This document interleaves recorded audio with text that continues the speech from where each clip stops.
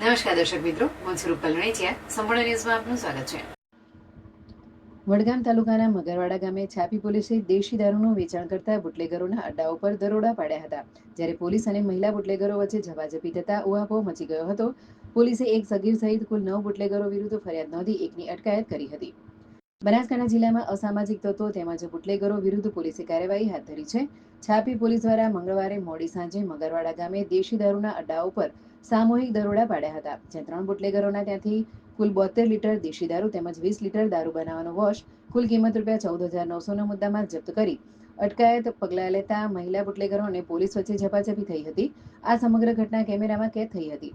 છાપી પોલીસે એક બુટલેગરની અટકાયત કરવા સાથે કુલ 9 લોકો વિરુદ્ધ ગુનો નોંધી અન્યની અટકાયત કરવાની તજવીજ હાથ ધરી હતી. જ્યારે 2 બુટલેગરોના ગેરકાયદેસર વીજ કનેક્શન પણ કાપી દેવામાં આવ્યા હતા.